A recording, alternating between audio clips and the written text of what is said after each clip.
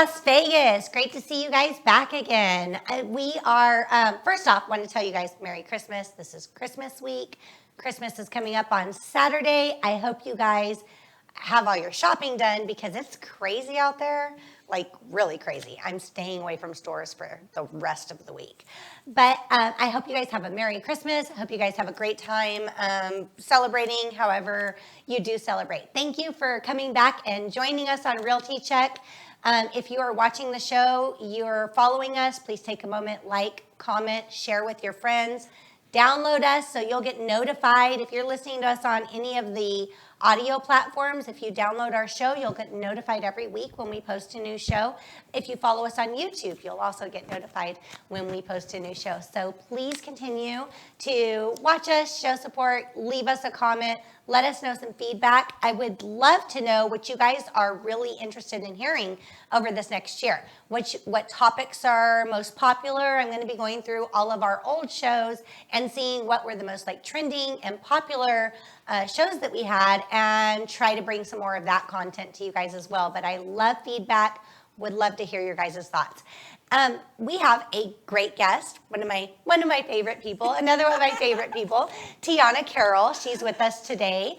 And Tiana Carroll is with Keller Williams, the marketplace. And Tiana Carroll is like, she's an amazing person. And she's also works with the Trish Williams team often. So we have a very close connection and I love her, love having you here. I love her too. Yes, it's like family, really. Yes, absolutely. So Tiana, welcome. Thank you. I'm glad to be here again. Yay. And we're going to do like, we're going to talk all the real estate stuff. We have some great topics to talk about this week because there's been a lot going on in real estate as always. Yeah, I'd say the last 6 months here have been really insane. There's been news all over in so many different areas that affect real estate. So.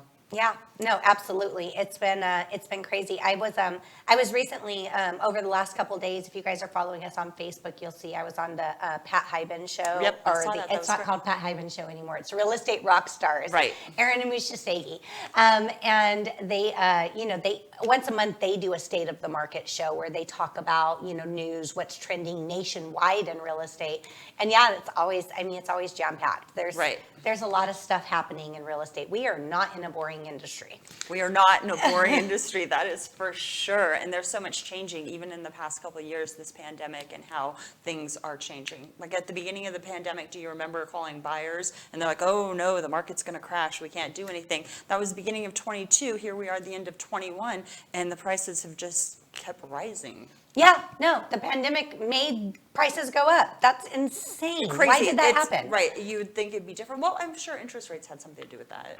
Yeah, interest rates, and I feel like the pandemic has caused so many people to just like rethink their life, right? Yes. Okay, and so that is a huge contributing factor, right? Because now we're working remotely and people are moving away from big cities and hometowns and going back to family and working on beaches. We're seeing a lot of people moving out of cold weather areas and into that sun belt, and that all has to do with the freedoms that people are now experiencing because of the changes from the pandemic. Right, and what I've realized, like it's just been something I've been thinking about lately is just regular life choices. There's been so many people over this last 2 years that have maybe overworked or something like that says, you know what, I'm not doing this anymore. My family's more important. Just with all of the loss and all of the horrible things that the pandemic has brought, it has brought a lot of people to have realization, like, I want to change the way my life is living.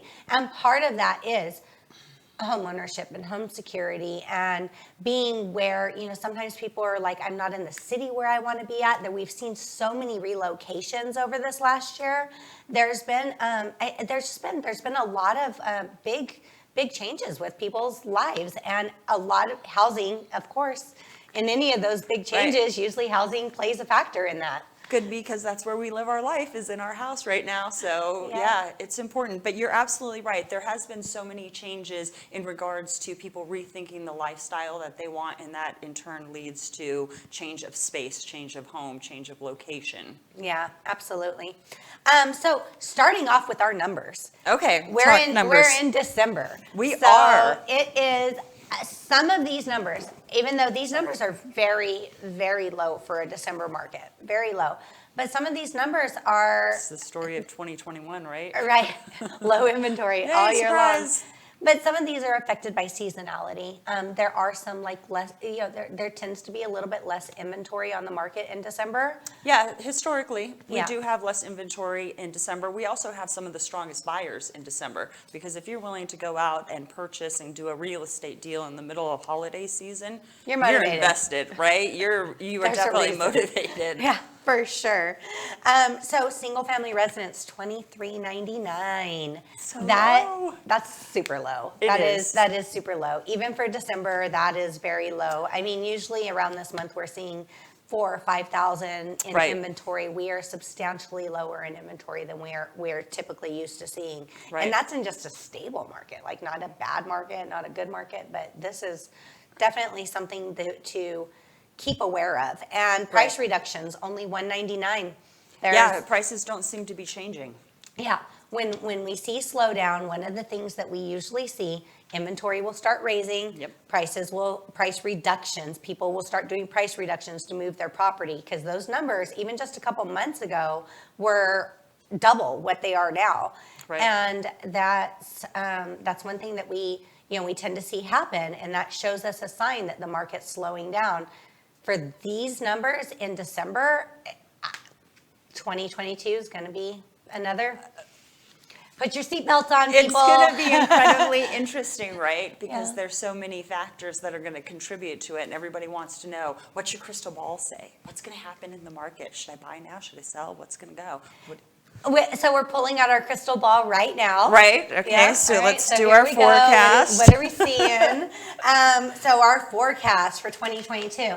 One of the things that I think is going to be huge and have a big effect of what happens in 2022 is interest rates. Right. Okay, so here we are, December of 21, right? And last week, the Fed Chair, Jerome Powell, he announced that there are going to be up to 3 interest rate hikes in 2022. Okay, so why? Why do we need those interest rate hikes? At the beginning of the pandemic, we had this stimulus, and the stimulus was the Fed buying up these bonds so that way they could keep money moving. So now we have inflation, right? We're getting a stronger economy. Now we have to slow down the velocity of that money so that way it doesn't get out of control. The way we do that is we raise interest rates. Interest rates are basically the cost of money, right? So cheap money is easy to grab, and you can get those low interest rates, and you can use it for schooling or for business or whatever. And then when you get that money with those higher interest rates, it costs more money to spend, so then you see it. There's a direct correlation between that low interest rates down here, Yeah. and high inflation and vice versa.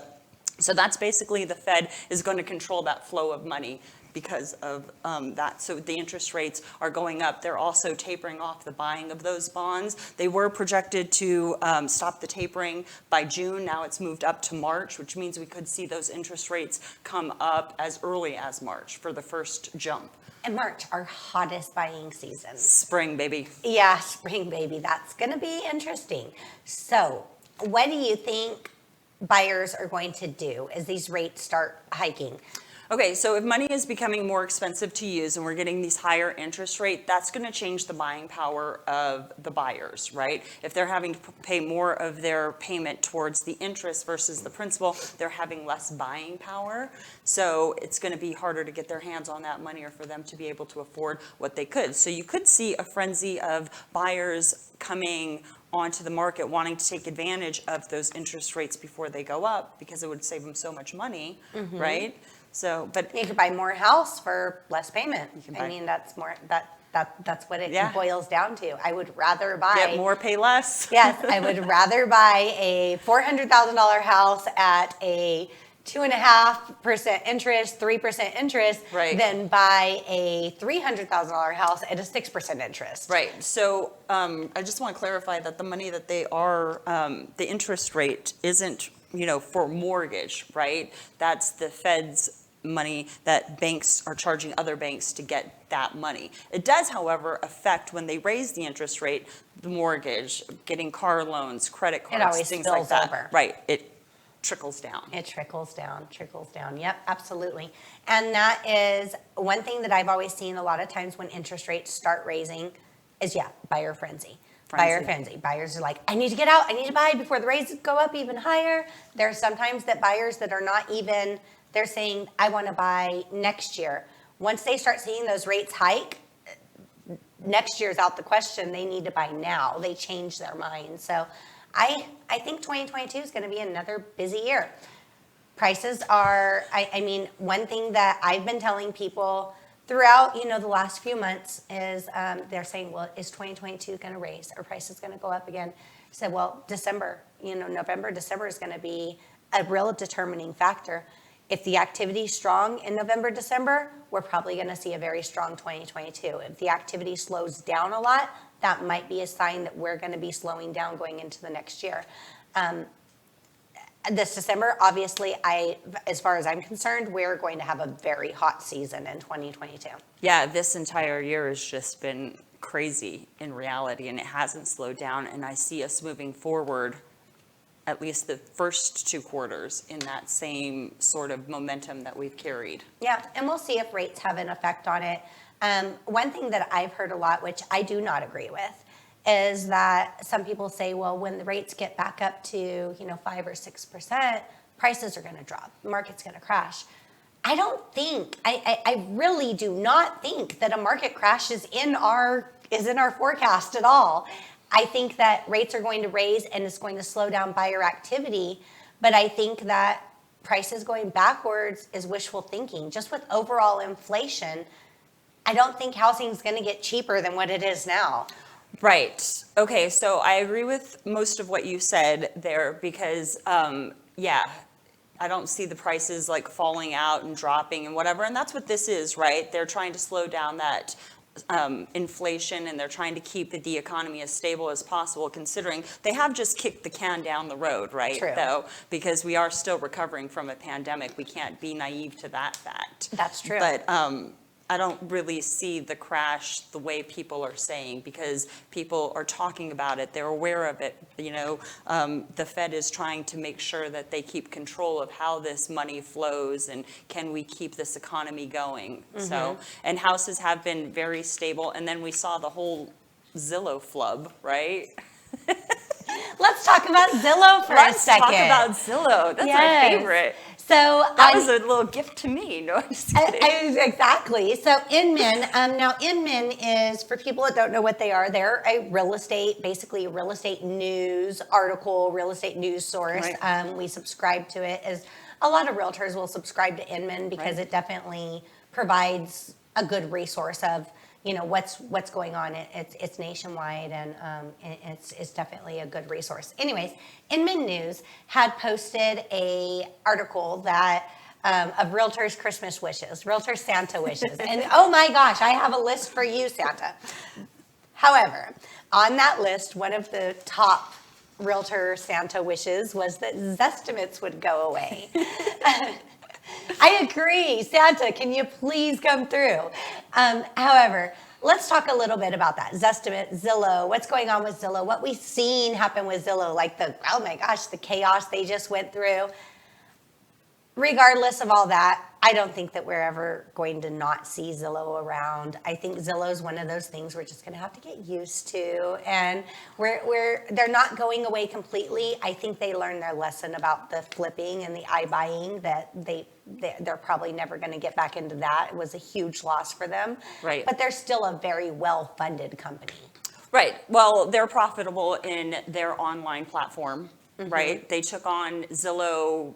What was it? Zillow Offers? Was that the flipping company? Yeah, Zillow Offers. So they thought they were going to buy up all these properties and they were going to flip them on a very sort of methodical plan using this algorithm. Well, flipping a house and real estate in general is so localized, right? We've got thousands of little pockets all around the country that each hold their own market. And to do it nationally on this algorithm, Zillow went okay, we made a mistake. I still think they're going to be around, like you said, because their online platform does provide a service. It makes buyers and sellers think that they are getting the same access that realtors are in our MLS shared community for realtors. Now, that's not true, right? Because they're this capture site. They get leads, they sell it to realtors. But the general perspective from people is that, oh, I don't need a realtor, I can just use Zillow. Yeah. So they've created this niche for themselves. They thought they were going to expand. We got to see it blow up in their face. Realtors were like, yay! Sorry, Zillow. Sorry, yeah, But- I hate that, but they have been like our Well, they've been a thorn in our right? side because their information is not correct. They're not localized. The things that make a good realtor valuable, they tried to dismiss and take away and run it on this very generic national level for a very localized product, and it just didn't work out for them. And Zestimates, come on, let's really talk about Zestimates. How many times have we been with sellers trying to explain to them that this Zestimate is nonsense? Like, Right. And sometimes they get it. Sometimes they get it good, and you're like, oh, okay, that one actually, believe it or not, that Zestimate is accurate. Sometimes Right. we see that, but more times than not, we're at this battle. Either, it's too high, it's too low, it's too whatever. We're telling the seller what prices are showing from our knowledge, from our research, from knowing the market, knowing where we're at and what the home should sell for. And we're explaining that to them, and they're just like, but no, this estimate says this. Right, and that was it, right? Zillow got credibility instantly. Yeah. Because it gave the people what they wanted in their shopping. Like my favorite They think thing it's is an appraisal. Right, and it's not an appraisal. It's just not. Right? So it gave the people what they wanted. They gained instant credibility. People see a Zestimate and they think, wow, my house is worth this. It may or may not be worth that, because you need to talk to somebody who's actually knowledgeable in that market. And so as realtors, we're just like, it's fake. Please quit listening to them. We know what we're doing. They don't know. Exactly. But it just, for realtors, when they tried the iBuying, and they were buying up everything over market value. Oh my And now gosh. they're just trying to unload like 7,000 houses across the country because they're like, whoops, just kidding. This is tougher than we thought. Under market value now too. Some of the Right. there is definitely, that's something to be looked at. Is there's some Zillow deals out there right now? There are some Zillow deals. Like, I don't know if you remember, like, in the fall, like, September and August, everybody was saying Zillow's market manipulating. They're buying up all these properties and they get manipulate the market, right? yeah. Because they're going to buy 10 houses at 300,000, and then the 11th house they're going to buy at 400,000. That's going to make those other houses all go up to 400,000. Kind of yes and kind of no. It's not exactly like that because we're looking at a time frame. Those 10 houses could have been purchased a year ago. No appraiser is going to look at what sold last year. They're going to look in the last few months in a fast-moving market. So it's going to change the value a bit, but they learned their lesson. So regardless of what the rumors were and the conspiracy theories, they're manipulating the market. They've kind of taken a step back and said, okay, this is what we're doing now. And they're still going to stay on their online platform, and it's still going to be a resource that people use to look at pictures of houses and, get their estimates. And we're just going to have to fight through that and let Zillow be Zillow, and then we'll be realtors doing what we do best. So I've heard of stories, and this has been nationwide from realtors from other states. So I haven't heard of any of that happening here in Vegas, but maybe it is happening other places. Of Zillow actually buying or talking, contacting the sellers for homes that they had purchased from them, and selling them back to the seller at a lower price. Wow. Okay, so I hadn't heard that, but that's interesting. Yeah. Because they're backpedaling, and I guess recouping some money is better than no money. Some money is better than no money. So I've heard of that in a couple cases. I've heard of it from more than one source, and again, I have no way of verifying it. Hasn't happened to somebody I know personally in any transaction I've had my hands on. But wow, that is pretty amazing. So Yeah, that is. I have heard that there are some. Just 1 second. Hey, Zillow, if you'd like to buy my house at an inflated rate and then sell it back to me cheaper, I'm totally in. Yeah. Okay, go ahead. Me too. I'll take it. Sign me up. Right. But they're not buying anymore. No, so no, we they've we nixed missed that. that boat. Yeah, shame on us. No, I'm just kidding. Yeah, for sure, for sure. But I have seen, again, there's some deals to be had out there with Zillow Homes. If you see one and you feel like it's overpriced, definitely contact your favorite realtor. That would be me or Tiana, and let's make an offer because they'll probably take it. Yeah. Yeah, and that was happening in the height of the market, right? If Yeah. we had properties and we just wanted to off them quick for our seller for whatever reason, they needed a fast transaction, selling it off to Zillow and getting above market value was like the go-to. Like, hey, we'll just sell it to them and we're good. Yeah. And then sellers were happy. Yeah, no, absolutely. So there's definitely deals to be had there. Let's talk love letters. Okay, so this is interesting, right? Because people have very different stance on this, right? So let's first off explain what a love letter is. What is a love letter? Okay, so a love letter is not to your love of your life to profess your feelings. It is from a buyer to a seller to express why they love that house and why that seller should pick them to purchase this house. And we saw that a lot this year because we had such a short inventory. We were getting in bidding wars and buyers were wanting that edge. What makes them stand out? How do I get my deal accepted? So they're writing love letters. And it sounds harmless, right? Like, hey, you just write a letter and say, dear Mr. Seller, we love your house. We can't wait to raise our family in your house and put our Christmas tree in that great bay window in the front. So, right? And exactly, that's exactly what it is. But why do they work? Because you have a house, okay? You have a house. You've lived in this house for 15, 20 years. You raised your children in this house. Houses are emotional. Regardless of what anybody says, real estate is one of the most emotional transactions you will ever deal with in your life. Your home is emotional. You want someone to love your home like you do. Okay, so that's a state of mind that some people have, Right. right? We have this saying in real estate that you are selling a house, but you're buying a home.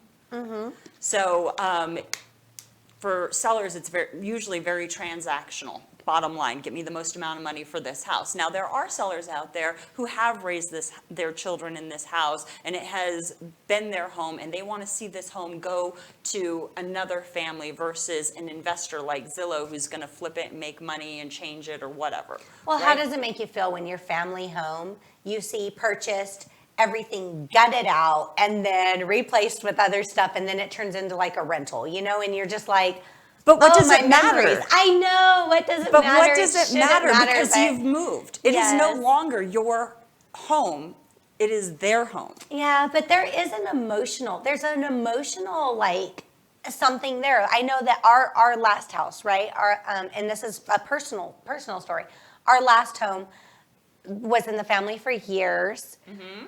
We loved the home. My husband was so attached to that home. The new people that purchased the home, like the yard died, they painted orange, and there was all these, it hurts my feelings to drive by that home. Okay, well, I'm sorry that your feelings are hurt, right? But the reality is it's a transaction. I know. Okay, I know, and so yes. here's the thing. When it comes to love letters, I have personally seen them work in the past, right? Military families want to help out a young military Absolutely. family and they're going to sell to them. Or you get a couple who's been in that house for a decade and they know all of their neighbors and they want their neighbors to like the new person they're putting in, so they want to put owner occupied and not sell to investors or whatever. You can't change people's mindsets, right? It's not transactional for everybody. It is highly emotional and the biggest investment most people make. So I get it. But the reality is it is a transaction and we are protected by the fair housing laws through HUD, Absolutely. right? So we have to go ahead and protect against race and color, familial status, national origin, religion, sex, all of those things. That means no matter who you are, you have the same opportunity as somebody else. So whether you celebrate Hanukkah or whether you celebrate Christmas, you can buy the same house. So when you do a love letter, right, then you are doing what is this implicit bias. and people subconsciously are making decisions like, oh, I don't want to sell the house to them because they have dogs and I'm a cat person, or whatever, right? Yeah. So now you have this implied status. My stance is, I've seen love letters work. If my client wants to write a love letter, I have to advise them to stay out of the protected classes, don't include pictures. We don't want any of that implicit bias coming through. But in reality, that's why you get a realtor, right? You want to be advised and you want to make the strongest offers. So instead of saying, dear Mr. Seller, I love your house and I really, really, really want to put our family Christmas tree in the bay window, something that might be more effective is making sure that you're using your preferred lender, a local lender that you have a relationship with, and that they've already gone past the pre-approval and they're gone into a pre-qual. Have them contact the listing agent and say, like, this buyer is solid. Yeah. Right? Because and, the transaction should be more right, of what right. matters. So getting that deal accepted and moving into contract, you're going to want to make sure that's on the merit of the actual transaction and not because we love that bay window for our Christmas tree. Absolutely. And there is so much to be said about that. And when you look at the reality of it, it does discriminate. Love letters do open the door for discrimination. And it's something that we never thought, well, I never thought about in the past until, NAR released this article last year. Right, so that's the optimism in you, right? Yeah. You're like, the glass is half full. We'll write a letter. They'll love you. They'll get the house. But what happens if it works against you? They hate you and you don't get the house. Right. Yeah. It just never thought about that. When NAR released the article, I was like, oh, wow, there's something to be said about that. Right. So in Oregon, there's this lawsuit going on that it's against free speech, and that it goes through in the beginning of the year. It's Oregon Bill 2055. I think. So Oregon is to be the first state to make it a law that bans love That goes letters. into effect January 2020. Right. That in Oregon, that you can't do love letters. It'll go right in their MLS. All love letters will be omitted from offer. Yes, and that is something that NAR has suggested us to put in our listings right now at the current time, because as realtors, our duty has been, whatever information that the buyer sends over, we have to provide to the seller to present the full offer. If there's a letter attached, we have to present the letter with them. Right. And up until this came out. Right. Yeah. Because our fiduciary duty is to present all offers to our seller. And complete offers. So if their offer includes a cover letter, if their offer includes anything, we're supposed to present the whole thing.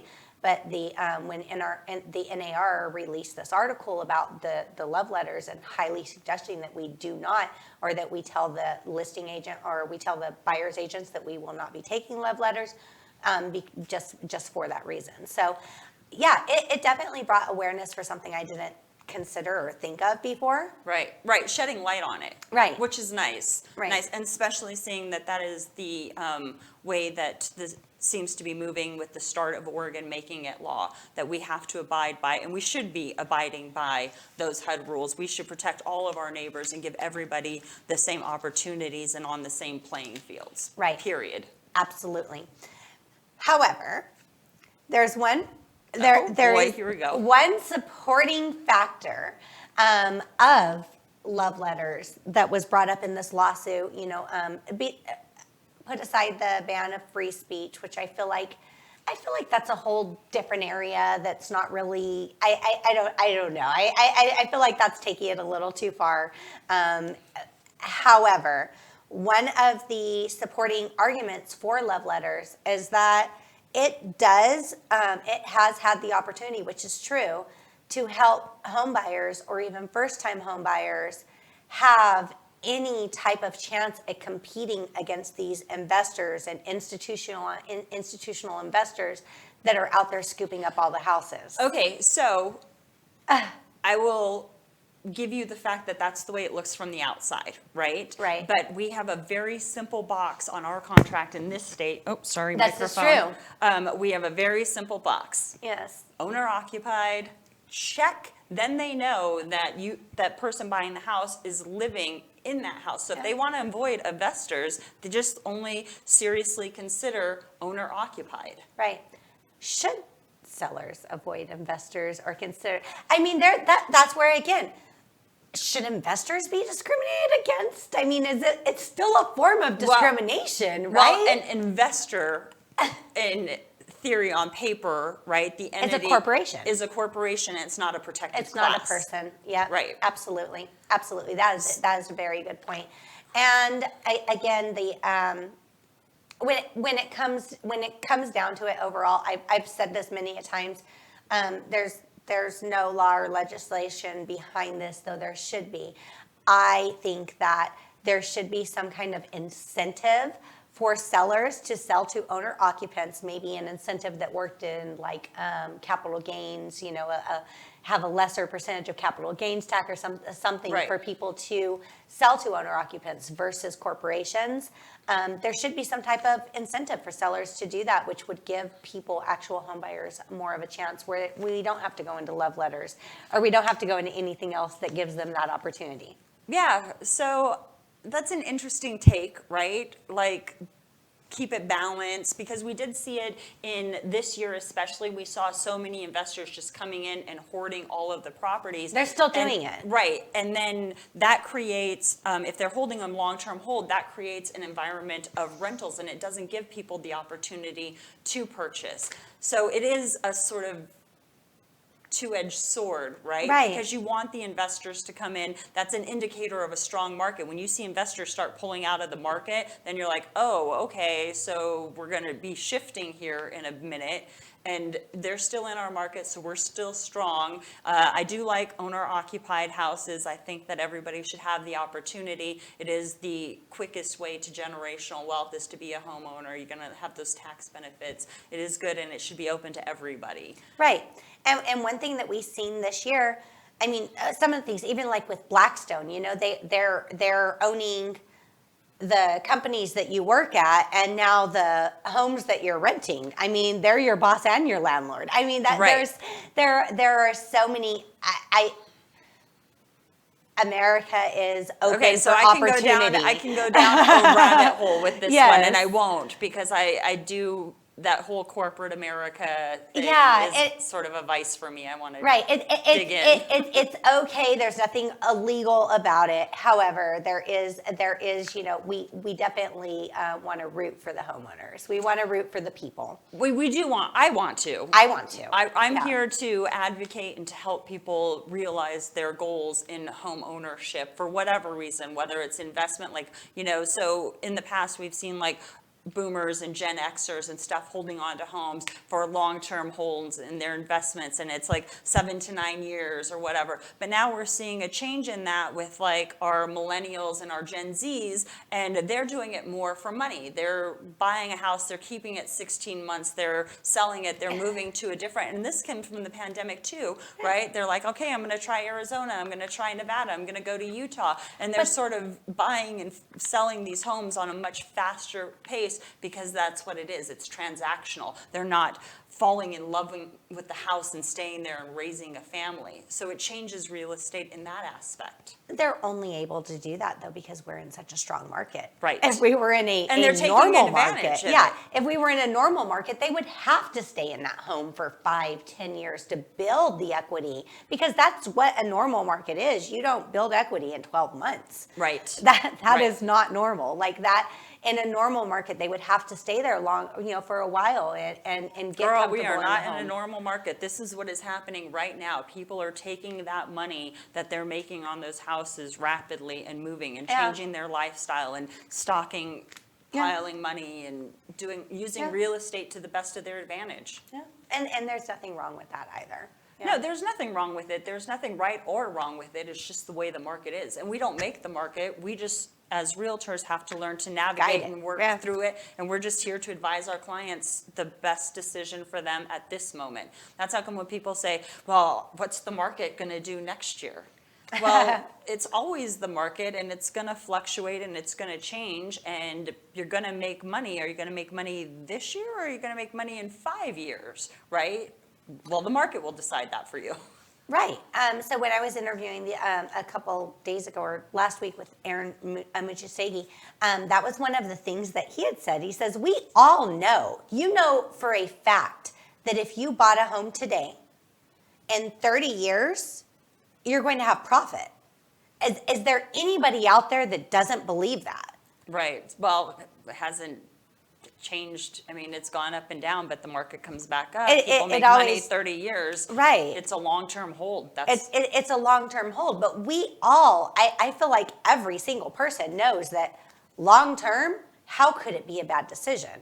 It's right. not. And better than renting, right? Right. Renting is, you lose so much money. If you have the ability to buy, buy. Yeah, if you look back at how much money you paid for a rental for 30 years, come on, you'd be sick to your stomach. And then you have nothing. You're not getting those tax benefits. You're not gaining appreciation. You're paying a landlord instead of your own mortgage to benefit your life. Yeah, don't rent. And when you die, your children get nothing. Or and even if you don't have children or whatever, you know, right. Whatever it is, it's not, renting does you no good. Renting does you no good. There's right. we just can't stress it enough. I love this, like the millennials and the Gen Zs who are coming in and they're making money and they're finding ways to use real estate to benefit them. And it's a different take on real estate versus the boomers and the Gen Xs who are doing that long-term hold, and they're making quick money now and going on with their life. And however you can use real estate to help you, do it.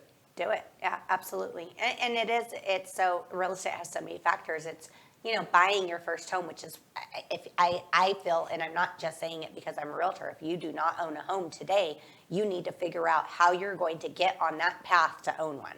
That needs to be the most important thing you're working on, because it is important. But once you're there, once you have your home, your first home, start thinking of ways you're going to start building wealth through real estate. Investment properties, or, you know, in holding and taking, there's so much opportunity there. There is opportunity, right? Mm-hmm. And I think that's the beauty of life in general, right? You got to seize opportunity when it comes available. Yeah. And real estate is a good financial opportunity. It is. It is. Well, we have talked so much. We got carried away. But did we go over? It's possible we went over. We went over. Don't hold that against us. You guys are fine. I'm sure the audience appreciates it. Okay. Yes. We had a very good conversation there. So, Tiana, how do people reach you? Magically appearing on the screen now will be my name and phone number, as well as my email address. So if you can't see the screen, I'm at 702-379-9948 or 702househunter@gmail.com. Awesome. And I am at Trish Williams at kw.com, 702-308-2878. You guys can follow us on iTunes, Amazon, Spotify, Audible. We're in Audible. That's crazy, right? That's crazy. We're in basically any Audible platform. We're in some other ones too that I don't even know the names of, but I've like Googled myself. We're gonna be streaming on Twitch next week, so it's gonna be fine. I think we might be on Twitch already. I'm not joking. Like I've Googled myself. I'm like, I didn't even know this place streamed podcasts, but I'm there. So that's awesome. So yeah, we're in a lot of places. You can visit our website, www.trishwilliamsteam.com, if people still do that.